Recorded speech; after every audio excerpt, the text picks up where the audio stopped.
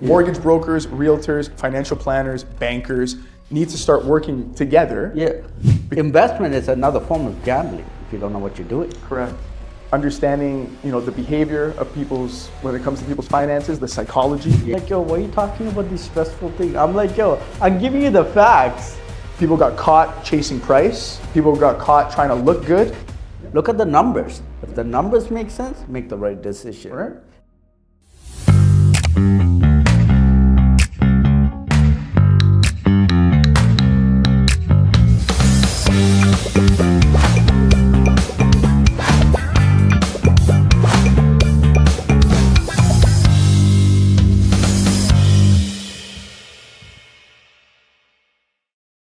All right. Sergio, thanks for stepping by.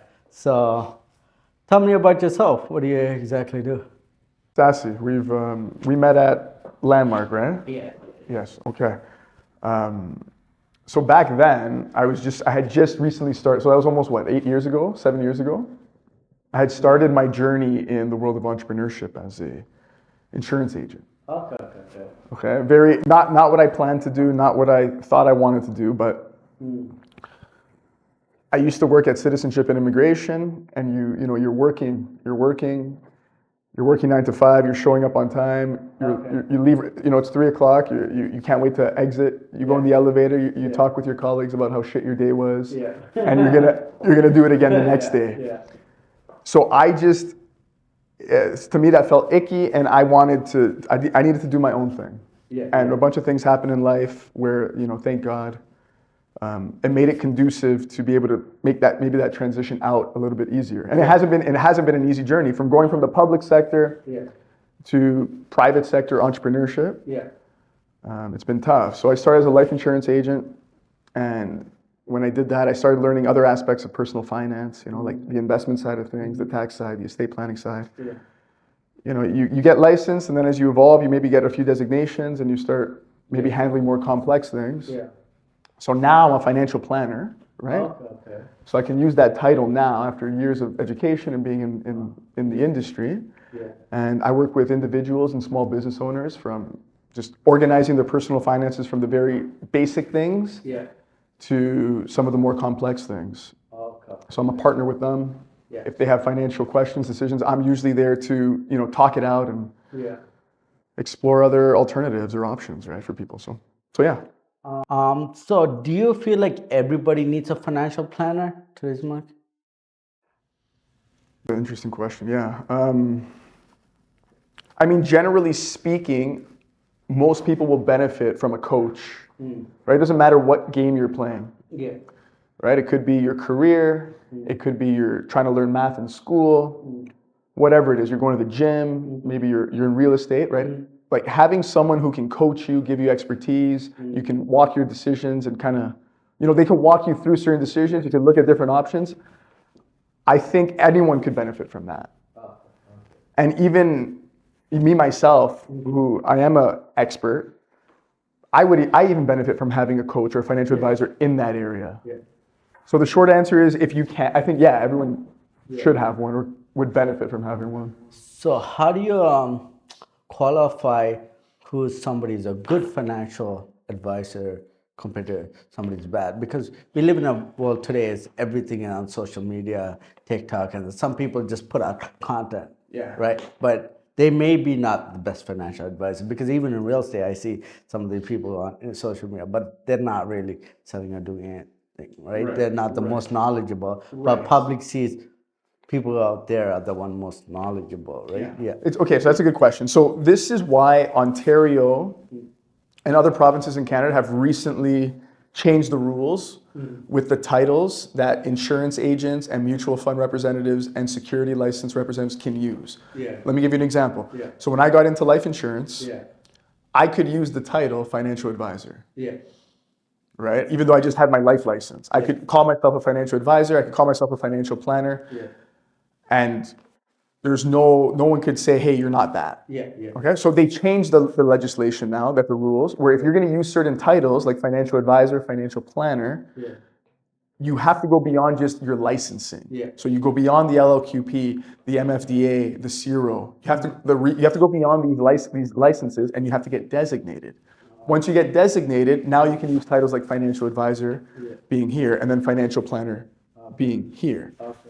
So that's going to help a lot with with that concern. It's like, how do you know these people are actually knowledgeable? So that's going to help a little bit. And then taking it to the next level, in our world, it's easy to confuse salespeople of products to someone who's a financial expert. Okay, a salesman in product can occur as a personal financial expert, or they can occur to you as an investment expert. But they may not be. They just understand that product very well, and because they understand that product very well, they can give off that vibe. So I think financial advisors and good financial planners and portfolio managers of the future aren't just going to be about selling product. They're going to be very good at understanding, the behavior of when it comes to people's finances, the psychology. Spending and all that. Like how to have those conversations, how to maybe shift them towards better habits. More nuanced conversations, right? People want to hear conversations not just about the product that you sell. They want you to talk to them about other things, right? Like maybe asset allocation, maybe things outside of mutual funds and seg funds. Like, hey, what's this thing called Bitcoin? Tell me about that. Or, hey, I heard gold is a good investment. Why do you think that is, or why not? I think the good financial advisors, financial planners are able to have well-rounded conversations and figure out how to piece that together and provide something for you or for their client. So I liked what you said earlier, a couple of things. First is like coach, a mentor. And the third thing about is psychology, right? Plays a big role in everything. It's like somebody can be a high income earner and that might have a low net worth. They might not even have any money left. At that comes to psychology, spending habit, right? Building wealth is sometimes more like a psychology thing. It's building the habits and behavior, what you do, how you spend, how you invest. Yes, so much goes involved. It's really like, to build wealth over the long term, you have to think long term. And to think long term, you have to be able to make good short term decisions. And what happens is, I think, I've been there, so I know, like money can come quick and it can come fast. And you'll make an assumption that it's always going to be that way. And it's fair for you to think that because 9 to 5 and government jobs, and you can think that what you're going to be able to make next week is going to be guaranteed. You're going to make it every week. It's an illusion. Things can change on a dime, right? So being able to kind of just prepare for that potentiality and understand that that's a reality, a very real reality, even though we might think it can't be a reality, helps us ground ourselves in the decisions we make today. Right? So a good financial advisor will have you rethink certain purchases, or will have actually get in like if you're thinking of a big purchase, a good financial advisor is going to have you see that purchase maybe differently, or have you consider maybe some pros and cons that you maybe wouldn't have come up with. Okay, so what are some of the products that you sell? So financial, right, okay. So in our industry, there's the commission-based person, there's the employee-based person, and there's the self-employed, no commissions, fee only. Fee only. I'm going to charge you a fee. I'm going to give you we're going to have some conversations. I'm going to give you holistic advice. And then it's your responsibility to go implement what I tell you, right? That's the fee-only model. So that's a product. The commission-based models, I have various products that would probably make a financial plan. So that financial plan, I charge you a fee, will send you over like, hey, you know what? Based on this assessment, you need to start maximizing your TFSA. You need to pay down this kind of debt. You maybe need this type of life insurance. You have to put this will in place and look at these considerations. And they'll sell you products for that. So life insurance, critical illness, living benefits, mutual funds, segregated funds, individual stocks. There's a lot of things we can sell you. And we're going to make a commission based on what the dollar value is of all those things. That's the commission. And then the employee is selling products, those same products, but on the behalf of an institution. And they're going to get charged. They're going to make their salary, and the carrier will. Okay. So if like somebody like me or somebody comes to you and they ask for advice and stuff, right? How do you determine what's the right package for the the customer is a commission paid or just paying a fee? How can they determine what's best for them? That's a good question. That's a really good question, because I think people are like unclear. It's like, hey, how do I even approach this conversation with a financial advisor? Usually, a good financial advisor and compliance, they should be doing it. They'll set a 15, 20, 30-minute meeting with you.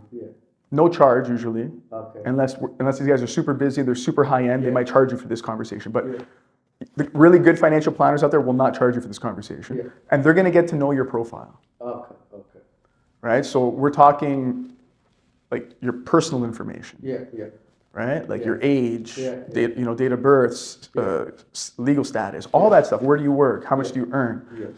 Assets, liabilities, your family tree, who's important in your life, what's important to you, what's your legacy, all those things. Based on that, they will say, hey, you know what, like this fee only model probably works best for you, right? You're very gung ho about doing your own actions. You're very gung ho about doing it yourself. You have your own brokerage account. You've bought and sold securities before.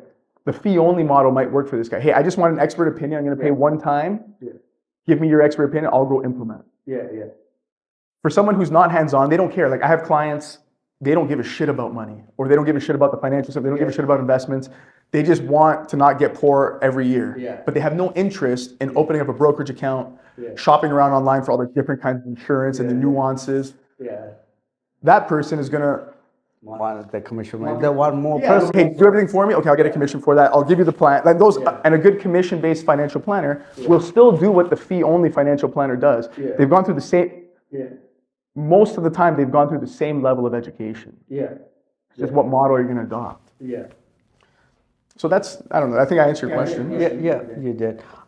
So tell me about RRSP and TFSA. Okay, so I think yeah. What is this best suitable for? How to approach it? Which one? You know? Yeah. Okay, so I think the first thing you have to understand is with the RRSP and the TFSA, is it's a vehicle to obtain tax benefits. Okay, and to obtain those tax benefits, you got to give something up somewhere. Okay, so for the TFSA, you get no tax benefits up front, but you're going to get them down the line when you sell. Okay.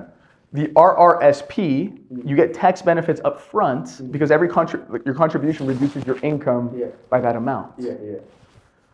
And then you're gonna pay some taxes down the line. Okay. So, but the thing is, usually if you're a high income earner, so you have a high tax liability, and you don't need all that money to fund your cost of living. You're better off putting your money in something like an RRSP. So your overall tax rate will be lower, and you'll start building an asset base that you could build over time. If your income is relatively low, now these contributions to the RRSP aren't going to be as tax beneficial. Forget the tax benefit now. Maybe you put your money in TFSA, it grows a lot because maybe you put into tech or some kind of maybe Bitcoin ETF or something that really has, and now you're happy because, hey, I didn't pay tax up front, or I didn't benefit from any tax reduction up here. At the beginning, I didn't really need it. But now when I have this huge TFSA and I want to withdraw it, it's fully tax-free.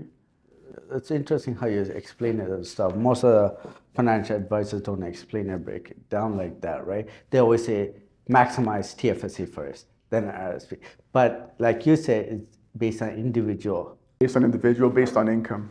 Based on, and then forget even that. What is your short-term, medium-term, long-term needs? If I know I might have a short-term need, I don't want to put money in my RRSP. Because they're going to ding the shit out of me. If it's a short-term thing, I know I'm going to buy a car in a year or two, or I'm going to make a down payment. Like I have a mortgage renewal, I want to make a lump sum, but I want to invest the money today. Or TFSA, right? Or non-registered. So it's nuanced. It's not like a black or white answer. It's usually based on income and usually based on time horizon and values and preferences for what that money's for. So would you say, especially in Toronto real estate market and stuff, there's a dilemma. A lot of people refinance, over leverage and buy and stuff. So there's always an argument, right? Should you pay down your mortgage or should you invest? So what would you say your recommendation on based on that? That's a question. If I was trying to sell a specific product, I'd say don't pay down the mortgage, invest. Right? But that's not what financial planners should be doing. Okay, so there's no right or wrong answer to that. from a wealth building standpoint, Yeah. if your investment is a good investment and you don't buy something that goes to zero, Yeah. over time, that move of not paying down the mortgage and buying into the investment is going to build more wealth for you over a long period of time. Okay. Now, there's risks with that. It's not a risk-free thing. Yeah. It's one decision that decision has an impact. Yeah. Okay. So now that mortgage. So I didn't pay down my mortgage. I got this investment. Yeah. But now next year, I get in a car accident. I break my leg. Insurance doesn't want to give me my income payment. Yeah. I'm like, shit. What do? Maybe I don't have a big emergency fund, but I made that investment. Yeah. I need that investment now. Yeah. Now I'm going to fund my lifestyle for 3-6 months. Yeah. And when I did that, the thing that I bought last year went down. So the 10,000 or 15,000 I put in is now 7,000, 8,000, but I need that money now. I take out the 8,000. Yeah.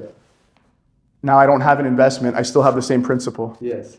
Right? So there's risks. Anytime you defer paying down a principal on a debt, just know there's a risk. Yeah. And that risk is, hey, are you going to be able to actually hold on to the asset for 10 years, 5 years to see that edge play off? Yeah. Or are you going to need the money for some unforeseen event? Yeah. Or is that thing going to go to zero? Yeah.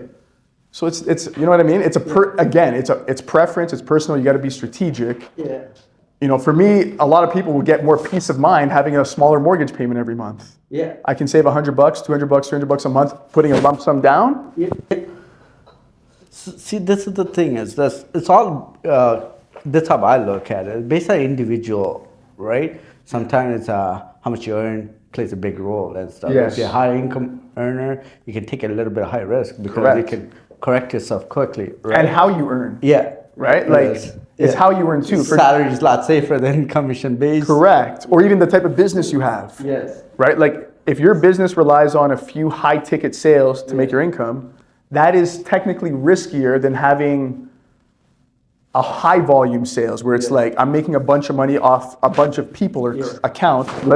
They're paying $5 a month, $100. You get what I mean? So So it's, also like some businesses are recession proof too, right? They may earn less, but recession proof. yeah, the need for that service will not go away. Yeah. So those kind of factors plays. Yeah, like some people, like we were in the dilemma of cheap money the last few years and stuff, low interest and stuff, right? Yeah. For a while, I told them it's not for everybody. For some people, it's better off you're paying off the mortgage. Correct. Correct. Yeah, once you pay off the mortgage, you can take that money and invest it somewhere else. Correct. Like it frees up, Yeah, yes. right. It frees up monthly cash flow or your monthly liability. What you can do with that money. You have now, okay, I paid off my mortgage sooner. Yeah, maybe I didn't buy these investments that also went up in value. Yeah. But I was less stressed and now I'm freed up so much per month. I can put my money. It's very hard to invest for the long term when you're worried about your liabilities. Yes. Whether it's a credit card, a line of credit, an overpriced mortgage, all of that can affect your psychology now on your investment or make you doubt your investments or make you doubt things. You know what I mean? Yeah.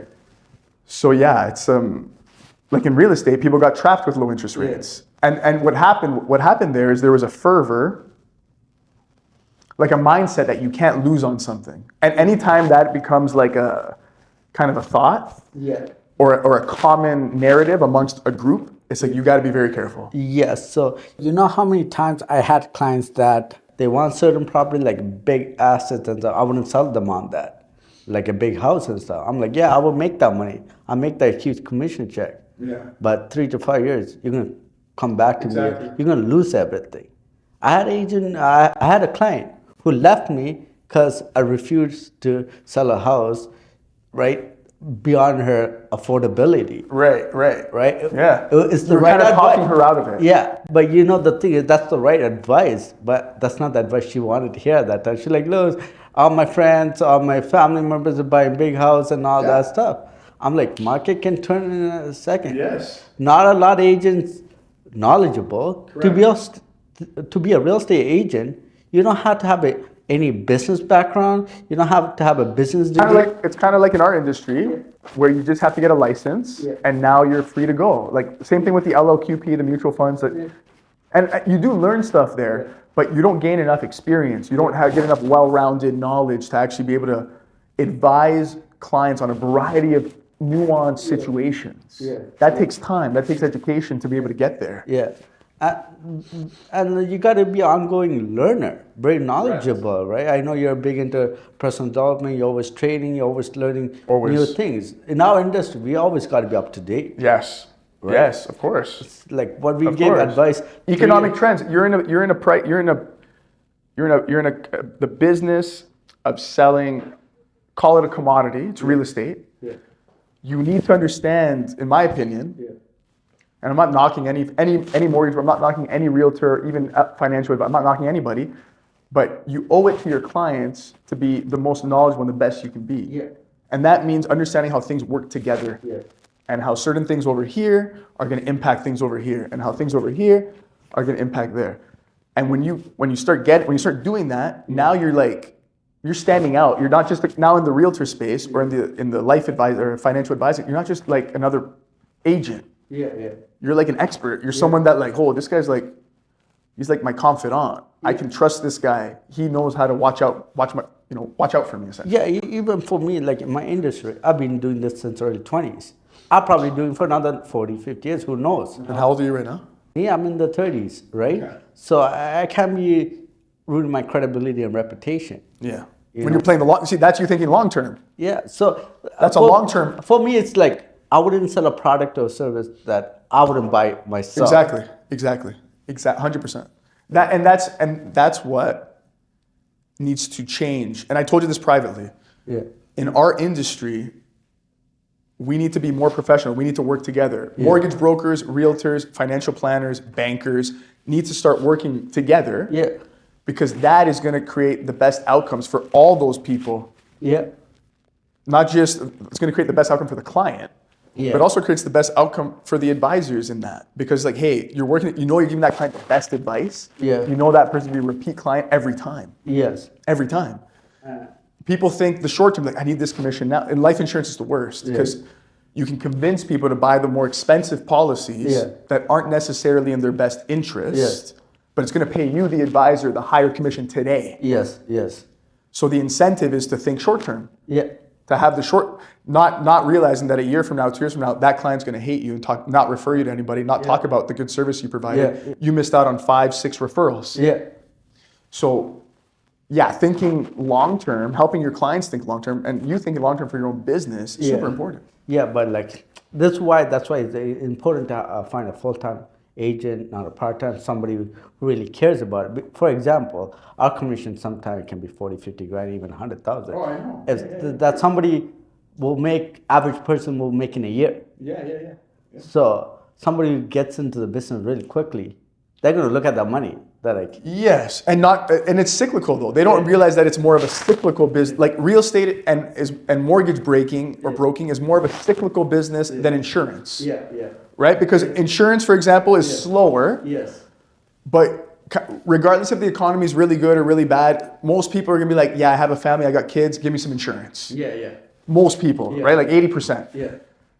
But it's slower. To make a $40,000 commission in that game is way different than, right? Yeah. So I think knowing that before you get into it, I feel bad for anyone who came into real estate in 2020, 2021, thinking they're gonna get rich in a couple of years. Yeah. I feel bad for them.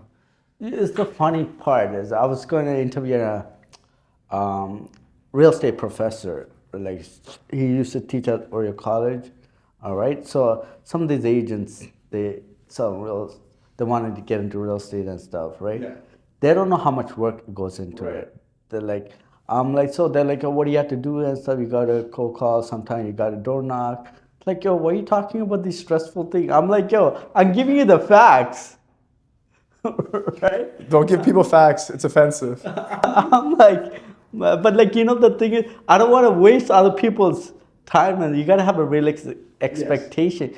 To have what most people don't have, you have to be able to do what most people aren't willing to do. Yeah. Yes, 100%. Like most people aren't willing to drive from Brantford to Markham to do this podcast, but for me, an opportunity comes where I get to hang out with you. We get to talk about things that I think actually make a difference for people. Yeah.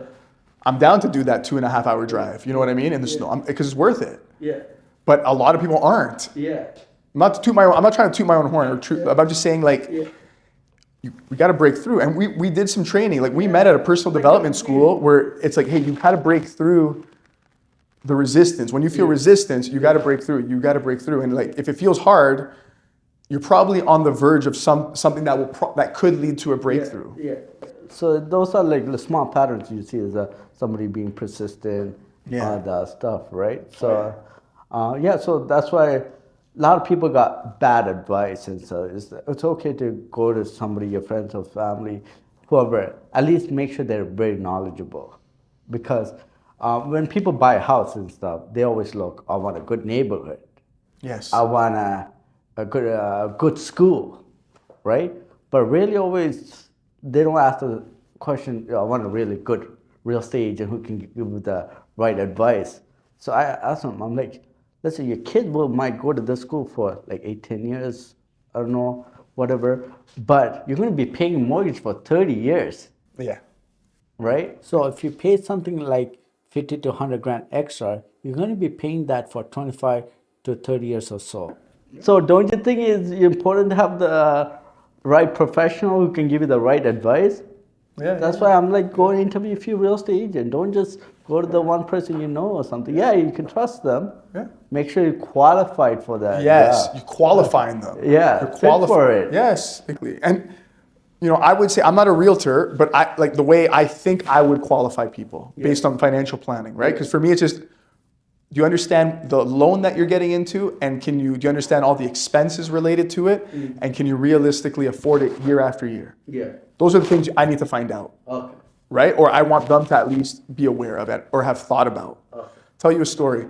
I had a partner in real estate, and I have a Facebook post about this. I predicted that this was going to happen in 2020. I think in 2020, I predicted that the yields were going to go up and real estate was going to crash. Okay. So I was having a conversation with a partner in real estate where we had invested it together at the time, and I had shown concerns like, hey, what's going to happen if the interest rates go up and we need to do a renewal? Yeah. Because we had B lender mortgages. So you're in 1 year. It's like you want to get out of the B lender. I got into a 1 year with the B lender because the plan was to get out with an A lender. Yeah. And we had to pull money out of the deal. And this was like kind of near the top of the market. So it's like we kind of had to do it. And my concern is how are you going to help pay for this debt if the interest rates go up? Oh, the interest rate's never going to go up. They've been saying that forever. It can't happen. Blah, blah, blah. Okay, but what if they do? What if they do? So I was like, hold on. I was like, what if they do go up though? I'll work overtime and I'll pay the extra. I'll work overtime and I'll pay the extra amount that it's going to cost us. Yeah. Fast forward, the economy slows down. There is no overtime. Yeah. They're not offering you overtime. Yeah. So what you thought you were so easily going to be able to do to fill to meet the liability, you can't do, and it's out of your control now. Yeah.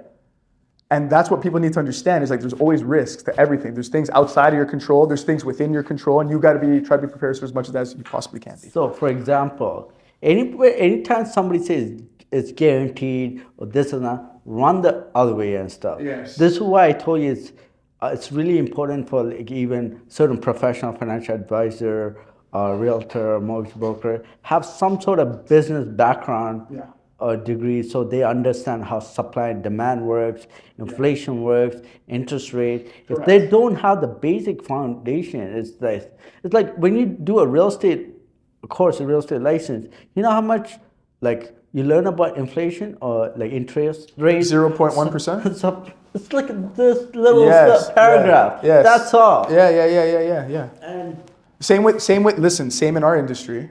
Same with the basics of the LO. Same with these basic licensing programs. Same with us. Not enough to understand how the economy really works. Not enough to understand the intricacies. Yeah, and I know a lot of real estate agents was telling their customers the interest rate is never going to go up. Yeah. I'm like, who are you to tell that interest rate? They're like, but I don't. Sometimes I hear the point. They're like, because the government, the Bank of Canada, they came out and mentioned, the interest rate is going to stay low for a long time. Correct. That was July 15th. I know the date. Do you know the date? I know the date he said that. July 15th, 2020. Okay. He said that. I think the message is pretty clear. Interest rates are going to be very low for a long time. Regardless if the government says that, Nothing's guaranteed in this world. It's economics, like supply and demand plays itself. Correct. That's capitalism, Correct. right? You have to allow the market to dictate and stuff. Yes. Well, dude, they got like capitalism. You know, so for competition, right? You shouldn't try to control it too much. But that's what they do. Yeah. That's what they have done. And that's why no one trusts. That's why the bond market isn't catching a bid. Yeah. That's why the real estate prices aren't going to go up anytime soon. But somebody with the very knowledge of me, when the interest rate was low, me coming from a business background, I know it's not going to stay low. Correct. I just locked in the rate for all my property for 5 years. Of course, as much as you can. Yeah. Because I know it's not going to go. The day before it's going up, I had a good timing, it's going to go up. Yeah.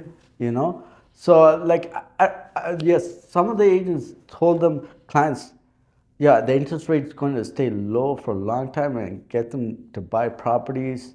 No. They never thought about, this property is going to come for a renewal in 3 years or 5 years. I've seen it. Our mortgage is not like America. Yeah. And dude, the people who took B mortgages during that time, 2020, you don't usually get the 5-year renewal, right? Most people usually take a 1 or 2 or 3.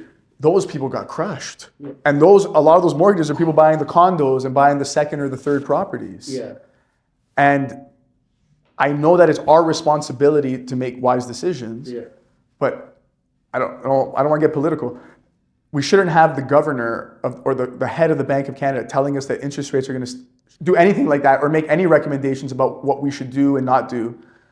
He should have not said that. No, and the irony that's why was, I can't blame everybody and the people. Me too. Well, they propaganda. It's not propaganda. Everybody's smart to think outside of correct. They hear the talking head. Okay, that's the truth. We'll listen to that. Yeah. It was they psyoped people into buying real estate at any price in 2020 because they could get a low mortgage rate. They didn't care about the price. I can get the loan. Okay, I have the down payment, and it was. And guess what? That was an exit. So that profit. This is what I talk about. This is what I think about. Okay. They got people to buy all this debt because when you go into real estate, you're helping people unload the mortgage bonds or the mortgage bonds essentially. All these people buy these things at the peak. They lock in. They buy homes from all these boomers, people retiring, people that need to get out. And these are usually high income earners, usually well educated people that bought mostly in 2020. High income, university, save down payment, parents help them. That's majority. Okay. And dude, the interest rates skyrocketed. Yeah. That was the bump. They skyrocketed. And now you're left holding, even though it's 5 years later, 6 years later, your payment is still going maybe double or 30, 50% higher. Yeah. Even though So for me, whenever I sell a house, right? Anytime somebody buys a first home, a private home or whatever, I'm like, first home always get fixed. Even though variable can be lower certain time. First time in last few years, fixed was lower than variable. So I always recommend it for most people because fixed, exactly how much it is. Be every month, 3 to 5 years. You're not gambling. Correct. Right? Correct. Right? Some people, investment is another form of gambling if you don't know what you're doing. Correct. Right? Yeah. And that's the thing with real estate, though. Yeah. Real estate has its investment value, which is what people were obsessed about, and then real estate has its utility value. So hey, I want to buy this property because I want to use it and I like it, and I don't want someone else to buy it. It's got utility value. We're going to see real estate become more about its utility value than its investment value. Mm-hmm. And that lowers the prices of any asset, right? If people don't see it as much as an investment, they see it more as utility. There's less demand now for that asset. Price stays down or price doesn't go up as much. That's what I see for another at least 10 years, 10 years. That's what the bond market looks like. So look at the bond market. So if you are in real estate, whether it's mortgage or if you're in real estate, you must understand the bond market because it's not even the interest rates that the central bank set. That's whatever. I mean, there is a correlation. It's what the yields trade on 5-year and 10-year government bonds. They play. That's the role because in October 15th October 15th of 2025, they cut interest rates 25 basis points. but the cost of borrowing went up. Yeah. So if you got a mortgage after October 15th versus before, Yeah. you're paying a higher interest rate. Yeah. Even though they cut the interest rates at the central bank overnight rate. So you got to follow. I think they don't talk about the bond market. You don't learn about the bond market unless you go to finance, and even then they spend not enough. Even then, it's just only what they only talk about is the math behind the bond market. Yeah. They don't talk about Yeah. the intricacies, the impacts, its effect, how the banks use the bond, right? Like that is missing. So yeah, that's another thing I say. Like even sometimes paying off mortgages and stuff, it's not a bad idea. You got to understand what kind of career job you have, what kind of risk tolerances you have, because when you pay off your mortgage, that's 100% guaranteed. You're saving that money. Correct. It's a guarantee. It's a guarantee. Yeah, anytime it's guaranteed. That's the best bet you can have. Yes, it is. There's a premium. I would pay a premium for a little bit of guarantee. Yes. If you can tell me, hey, this is a guarantee, and that removes stress. Like anytime you don't have a guarantee, there's a little bit more stress, worry. So we're going back to psychology, doubt. Yeah. Than when you have some guarantees, right? Yes.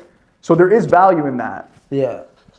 Yeah, there is value, but when you have a peace of mind, you're more focused. Correct. You think a lot more clear. Correct. Clear. You can execute a lot more stuff. Correct. Right? Correct. That's a value psychology. People don't think about it. Yes. And the same thing could be with like the monthly expenses you decide to take on, right? Like a lot of people take on expenses where it's like, do I really need, you don't really need it, but maybe it's nice to have, and maybe it's a little bit too much of it, you know what I mean? Like the same thing there. It's like, you got to just think about these things.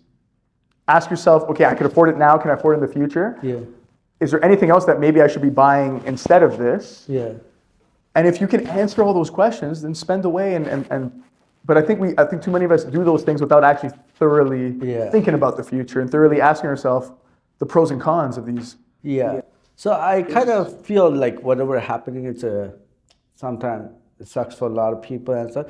Everything has a cycle. Business has a cycle, right? Economy has a cycle. Everything's set. Yeah. So it just need to reset itself. The house pricing, affordability, was going skyrocketing and stuff. I have another question for you. Sure. So, would you rather be asset rich or cash flow rich? Shit. Depends on the cash flow.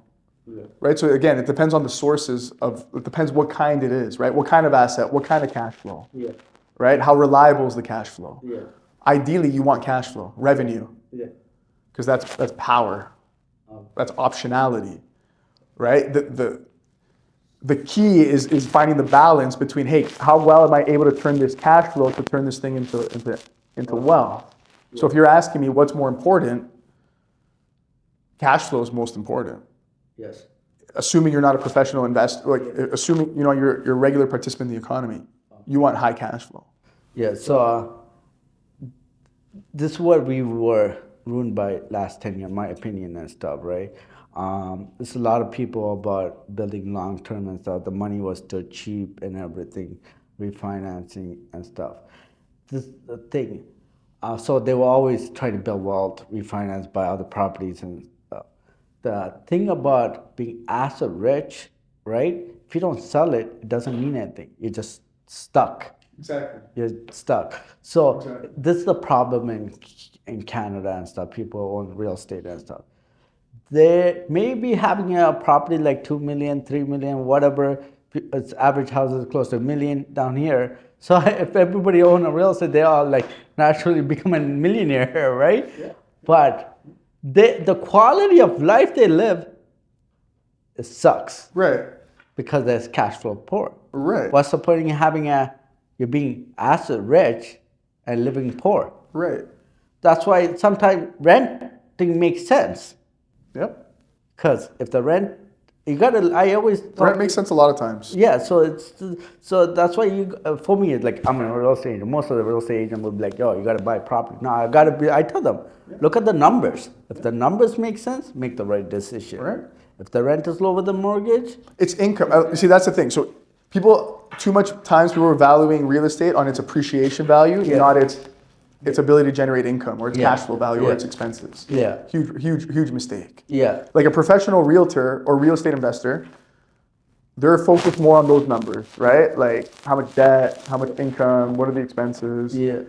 And how sustainable is that year after year? The noobs are like, hey, I need to buy this because it's going to go, I think it's going to go up in value, and they'll eat negative cash flow. So I don't blame them for what happened last decade. That's what been happening. It's like, there's a fear of missing out on the market. Yes. Yeah, FOMO. It was FOMO. Yeah, it's like if a house was going up 100,000, 200,000 within 6 months a year, like, yeah, you don't want to be left out. But you know what's actually, you know what that means, right? What? It's not sustainable. It's not realistic. If you measured the price of real estate in gold, Yeah. you wouldn't have seen it go like this. Yeah. You would have seen it go like, Yeah. meaning it's stable, Yeah. right? It's Yeah. against, the price of our real estate is going up against So dollars? our fiat dollars, Yeah. our Canadian dollars. Yeah. And you see the price and be like, okay, yes, I'm getting printing richer. money, I'm right? printing money. I'm making money. Yeah. Okay, you are in a way, yes, you are, but your expenses with that real estate are probably going to creep up with you Yeah. too. Yeah. Yeah. Okay? And the purchasing power of your money, because that real estate is going up, is also going down. Okay? So a lot of real estate gains, unless you're, now I'm not talking if you're a professional, you're in the business and you know how to force appreciation and whatnot. But when you see, oh, the price of real estate went up 5% or 10% or whatever, it's usually like, that's usually about how much purchasing power we lost that year. Yeah. Yeah. In your money. Yeah. So yeah, man, I think people got caught chasing price. People got caught trying to look good. That's what you're talking about. People, you're living in a big house, but you're struggling. Yeah. You must really want, like that was, you really wanted that house because it was your family house. I get it. It's just that some people, like if you have a huge family, lots of kids and stuff, if it makes sense. Yeah. But some people, like single person, just a couple, having this much square foot, like what do you do? Half of the time you're not even home. It comes down to values. Yeah. It's like, why did you buy that? Yeah. So that's the thing. Going back to psychology and stuff, that's why a good real estate agent or financial advisor will go through that, explaining the quality of life. Right. What's important to you? Exactly. Getting into that conversation. Hey, what's actually important to you? Yeah. Oh, I like taking my kids to soccer. I like to take vacations. I like this. Okay, well, are you going to be able to do that now with this liability? Yeah. Oh, shoot, I didn't think about that. Look, based with the mortgage, the property taxes, maintenance, maybe insurance, all those things, this is actually how much it costs. Yeah. This is how much you make. Where's the money coming for Tommy's soccer? Yeah. Or her swimming? Or blah, blah, blah, or whatever, right? Like the vacations you say you like to take. Where's that coming from now, right? That conversation should be had before you make a big purchase like that. Yeah, because real estate's huge. It's a huge responsibility. I'm in it. Yeah. I made a huge mistake buying real estate. I bought real estate in 2017 thinking, it's a little bit of a tricky story because I had partners, so like everyone had their own opinion. But I was going into it thinking we're going to be able to generate income from this thing. And then we weren't able to generate income from that thing the way we wanted to. Because we want to do short-term rentals. They squashed that. Yeah. They squashed the short-term rentals, which I think is bullshit. Well, I get it. Like I get why they do it because, hey, if I own property, I don't want shenanigans around me.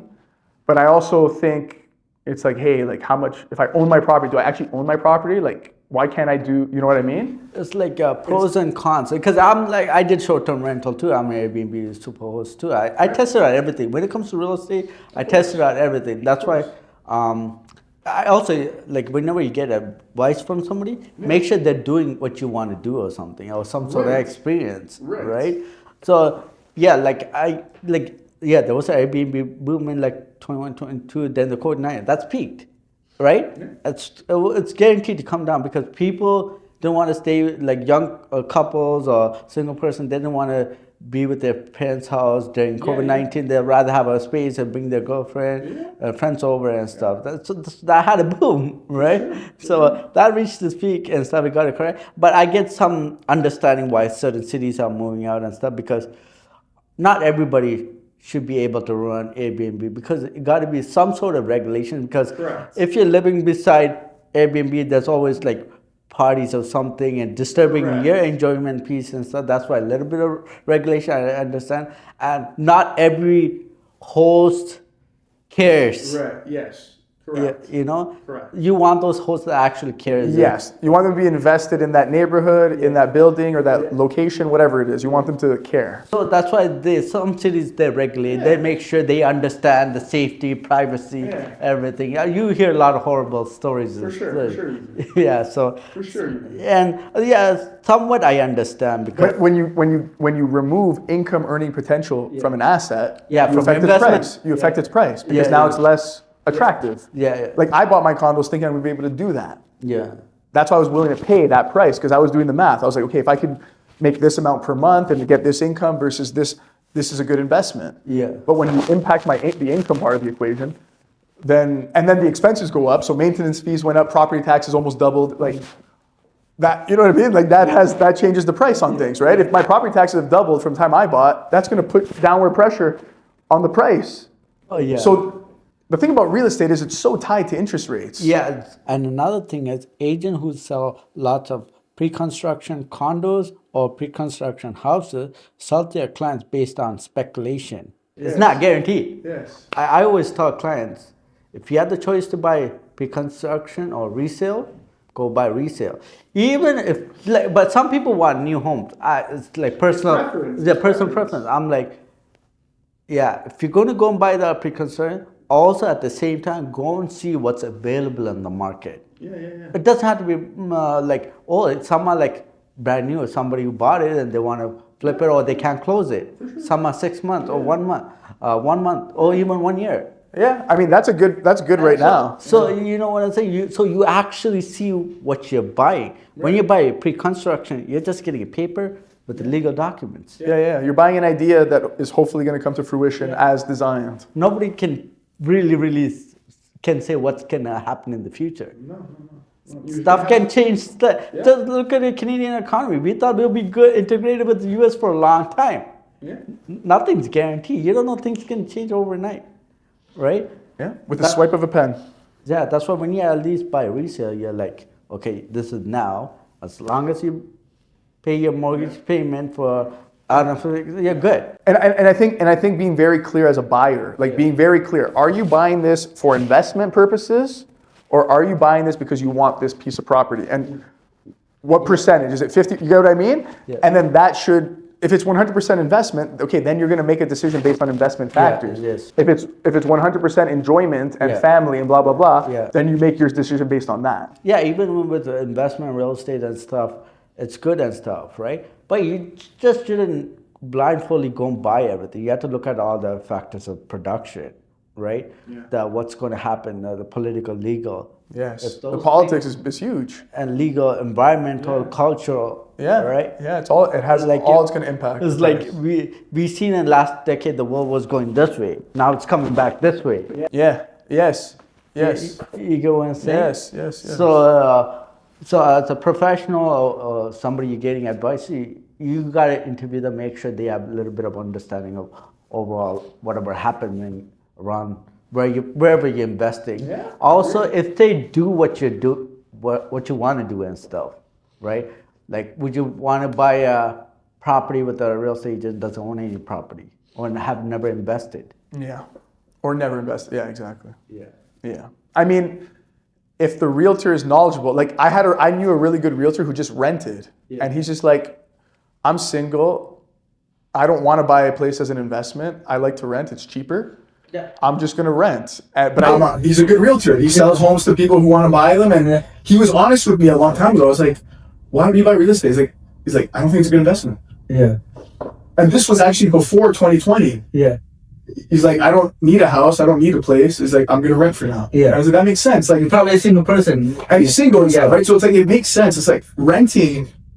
It makes sense if you're trying to figure out where you want to live, or you're trying to figure out a lot of people don't even know what they like, what they don't like. It's like this. There's a lot of things, right? It's like when you finish high school and stuff, right?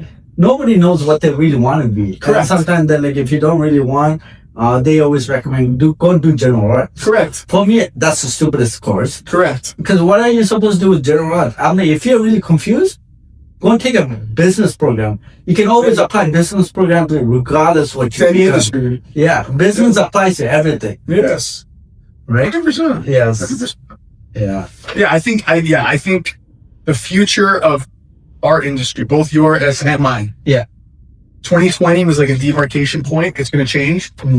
A lot of people will leave the industry. A lot of new people will come in. Oh. The people who stick around, who stay in this, are going to be leveling up their service. They're going to do things a little bit differently. They're going to be playing more of a, I hope realtors stop giving real estate investment advice. That shouldn't be the main thing you do. Yeah. The main thing you do should be an expert in real estate and property. And you know what I mean? And the pros and cons of whatever. Like, that should be the main thing. Not, oh, is this thing going to go up and down in value? You shouldn't be That's more like a speculation. Right. But I get it. Maybe you're playing into that because everyone was talking about real estate as an investment. So you position yourself as that. But I don't think that is what's going to give a good real estate agent like the 10-year, 20-year, 30-year longevity. Yes. Because this is the problem. The investment portfolio ideology, most agents was selling to everybody. Yes. Remember, real estate is a home first. Yes. Then you can become an investor. Correct. Most people are looking for a home. Yeah, and like, look at me. Like, obviously, I do too, and I'm going to wrap it up. Like, I came in looking at real estate just as an investment. Yeah. And then I got stuck with this investment. Yeah. And I'm at a point in life where I really want to buy a home. Yeah. Because now I feel like I want a home because I have kids, I have a wife. Yeah. But I'm stuck dealing with my investment. Yeah. And I put so much into it that I can't buy the home that I don't even know what home I want right now. But the point is, if I did, I'm kind of stuck. And until I deal with this investment, it's going to be hard to buy my home. Yeah. But if you bought a home instead of the investment, you would have been fine. Correct. But at the time, that wasn't my value set. Yeah. I wasn't thinking. You want to double. I wasn't even thinking about the possibility of kids. You want high risk taker. I just want to double. Not even super high risk, because I was actually thinking cash flow first, but yes, high risk. Yeah. I didn't care about appreciation. I knew appreciation was a scam in real estate. I already knew that. Yeah. For me, it was like, I want income. Yeah. And they squash that, and now you deal with it, and you pay its price. You learn. Yeah. Right? So you and I, like, we've been around for a while now in our industries, and you see a lot more. Yeah. And it makes you wiser. And I think us having these conversations and sharing some of these mistakes, or mistakes our clients have made, or mistakes we've made, whatever. Yeah.